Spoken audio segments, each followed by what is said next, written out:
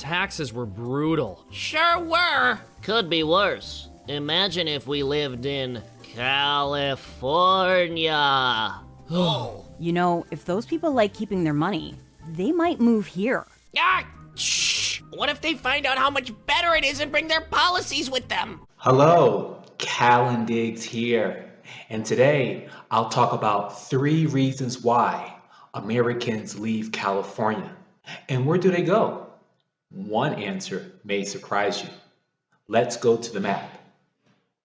Let the map speak for itself, but it does not include one destination that many Californians are moving to.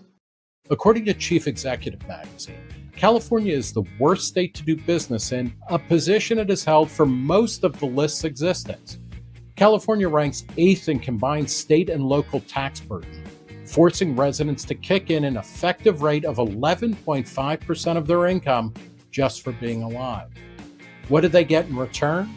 Public schools that rank 37th in the country, insanely expensive housing, whose costs are inflated by strict environmental and land use regulations that make it nearly impossible to match supply with demand, rolling blackouts and power shortages caused by environmental mandates and poor utility governance, an above-average violent crime rate, and the nation's highest poverty rate, with more than 36% of California's residents at or near the poverty level.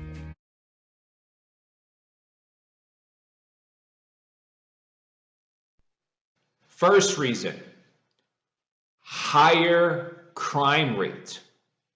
You know, in a state where you're paying extremely high taxes, well, you expect at least to get adequate police, but that's not the case. So they're leaving because of higher crime. Number 2, real estate prices, rental prices, sale prices are unattainable for most people.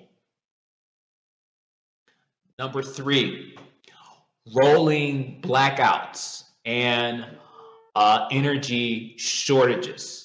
You know, many developing countries, Venezuela has those problems.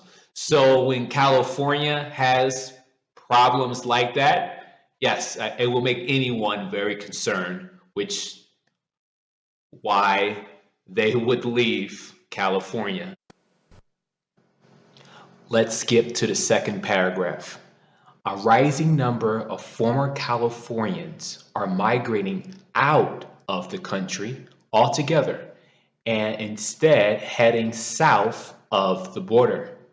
Many are seeking a more relaxed and affordable lifestyle in Mexico. I have said this before in previous videos. Record high number of Americans moving to Mexico. In this case, we specifically see that there are Californians who are making the move south of the border.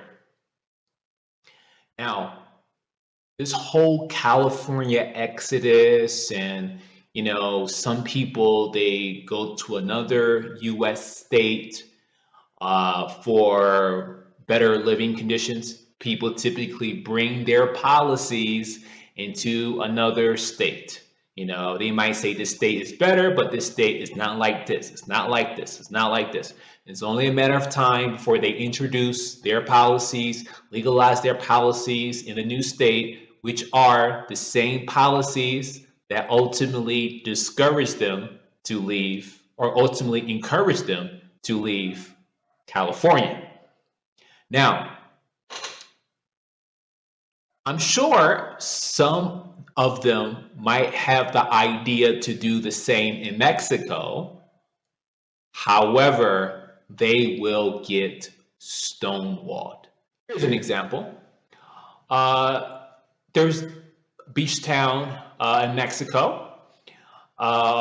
that actually listen to the expat community complaints about people who are parking in spaces that they're not supposed to park in, and parking crooked and double parking and all these things. What they wanted, which is what they got, was to put these yellow type of boots on people's car wheels so they can't drive the car. They have to pay the penalty to remove the yellow boot.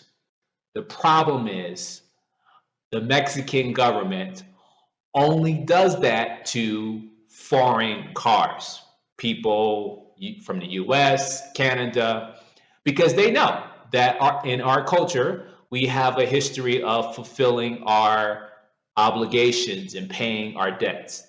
They don't do that to local Mexicans because they know it's just a waste of time. They're not going to get the money, but they will from a foreigner. So I say that to say, thinking that you can bring change in a foreign country is going to be challenging.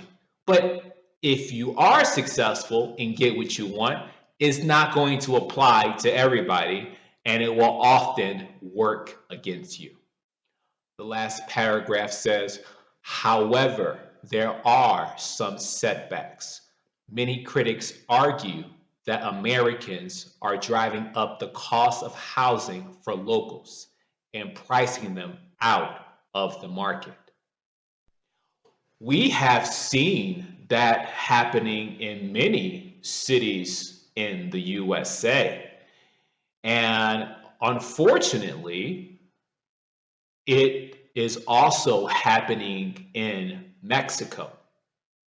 And many people think that I'm going to take all of my money and I'm going to live like a king in Mexico. And it's true. You can live a very high quality of life for a lower price. But many people don't know the numbers. They don't know the averages, and they overpay.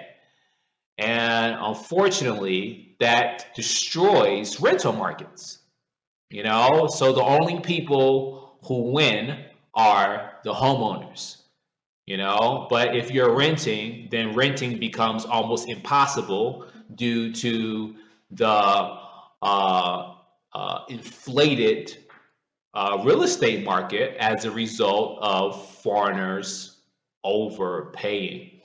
That's the case in San Miguel de Allende, La Paz, Playa del Carmen, and a lot of these areas that have large expat communities. Sometimes the asking rental prices are ridiculous, but that happens because many people overpay.